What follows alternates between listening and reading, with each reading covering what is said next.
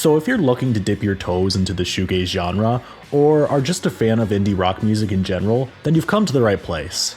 We want to explore the essential albums that contributed to its sound, starting with Nowhere by Ride.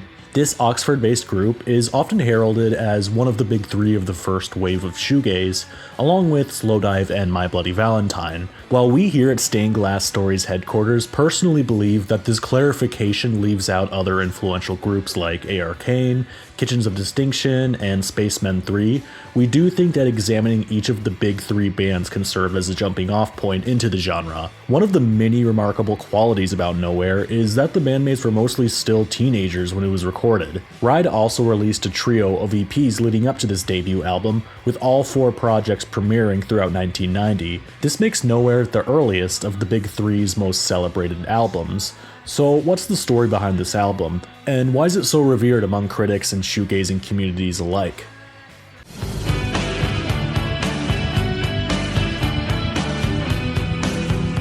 To tell the story of how Nowhere came to be, we inevitably first need to go back in time and have a quick excursion into the history of the band and their earliest influences. By the late 1980s, guitarists and vocalists Mark Gardner and Andy Bell were both students at an art school in Oxford. Their friendship began over a shared love of music, bonding over Music by The Cure, and playing songs by the Smiths together on guitar. During these college years, they also became acquainted with their future drummer Lawrence Laz Colbert, who, like Andy, was a fan of the Stone Roses, as well as bassist Steve Queralt. Steve in particular was a huge music nerd. Working in a record store, he was very familiar with the state of the art of the local indie music scene. It was Steve who introduced the band to acts like Loop and early projects by My Bloody Valentine, and it's hard to imagine Nowhere sounding the same without these influences. However, it was also classic acts like the Stooges, the Velvet Underground, and the Beatles from which they drew inspiration. While UK indie music obviously played a significant role in shaping their sound, there was another side to Nowhere's, one that was heavily influenced by American guitar rock. Bands like Sonic Youth, Dinosaur Jr., and Mudhoney contrasted greatly with the twee nature of most UK indie rock bands. They just had a bit more of an edge to them, a form of raw energy that evidently left its traces on Nowhere.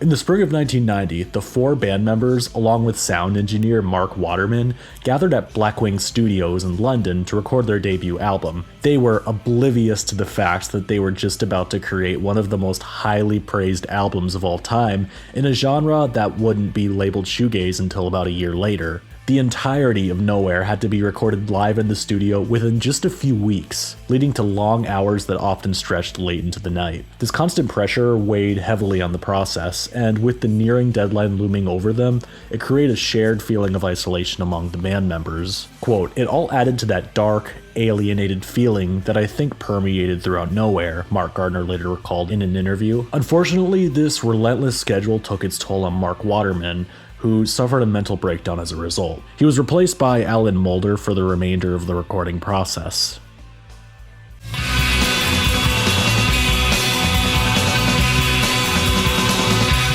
Even though there are only 8 songs on the original release of Nowhere, each explosively holds their place in its own unique way. These are our thoughts on each of them. Commencing with Seagull, this track is a noisy, empowering odyssey of sound. One of the longer tracks on the album, its extended intro is a wall of impressionistic guitar noise. It builds in an anxious tension until Andy and Mark's vocals enter. There's a closeness in their harmonizations that seems to harken back to 60s groups like the Byrds. This creates a masculine trademark sound that separates them from the more androgynous sounding Slowdive and My Bloody Valentine. It sounds epic and majestic, quite a contrast from the melancholic sound that often gets thrown around to describe shoegaze groups. It's a hurricane of noise that only speeds up at the end, really blowing past you in its 6-minute runtime. There's no time to process the cacophony that is Seagull as Kaleidoscope colorfully shifts in.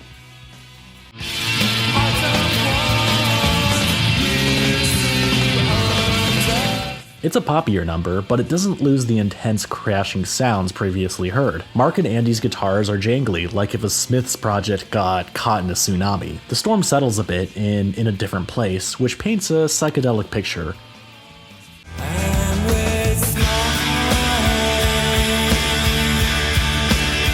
Law's drumming sounds inspired off the Jesus and Mary Chain's Cycle Candy, adding some dynamics to the album's noisier moments. The choruses hit like an overdrive grenade, but the outro follows a more serene path. She knew she could fly like a bird.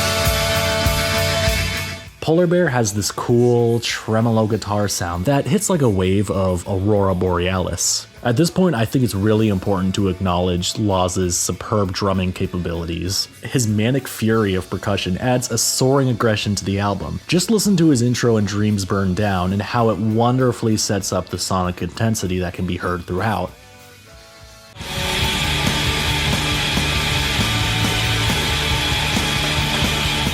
This song is like a daydream, hit with flash grenades of stunning noise. It's unexpected upon first listen, but it makes it thrillingly unique. The guitars sound hazy until they combust with shrapnels of sound.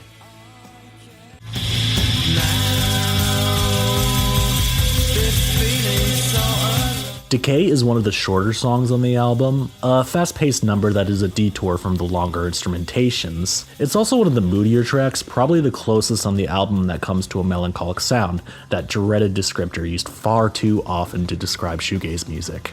However, Ride pulls this off well, as its brisk nature sets it apart from the more slow-building numbers. Paralysed contains some of the prettiest moments on Nowhere, with its acoustic embellishments unfolding through waves of distortion.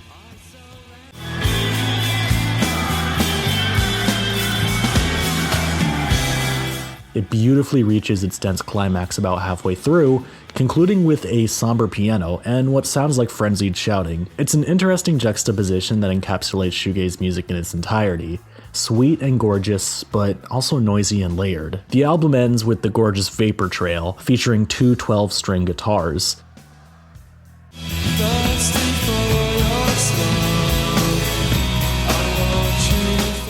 They create a lush sound that is only heightened by the sound of a violin and a cello at the end. There's such an emotional feeling in this song that evokes a sense of nostalgia.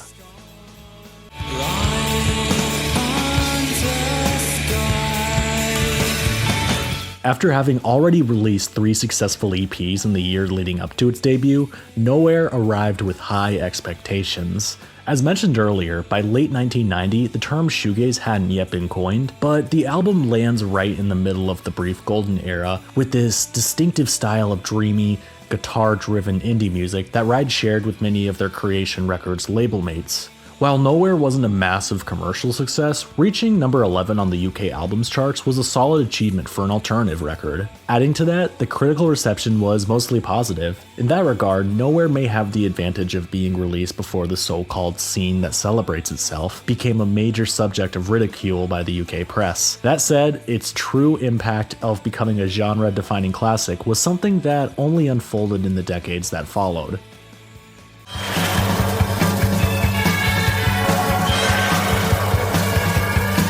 Ride's Nowhere was a sign of the changing music scene upon the dawn of the 90s. Influenced by the jangly and dissonant sounds popular in the 80s indie rock scene, the group translated these elements into something noisier and more atmospheric. It's important to note that Andy Bell has rejected the term shoegaze, but I think the group deserves a lot of credit for being one of the first to release an album associated with the sound. As the 90s unfolded, Ride would experiment with various genres and styles, but several groups conjured a sound that could in part be tied back to Nowhere. It was about creating a sound larger than the sum of its 4 parts, all blurred together to create something sweeping and uplifting. These dense riffs and energetic melodies can be heard in the early releases of groups like Smashing Pumpkins and Blur. Even more contemporary groups like Death Cab for Cutie and The Whores have cited Ride as an influence.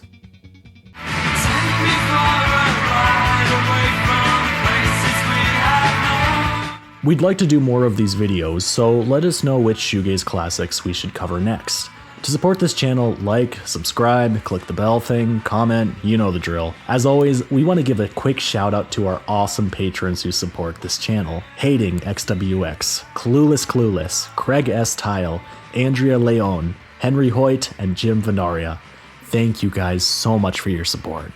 Stay dreamy, everyone.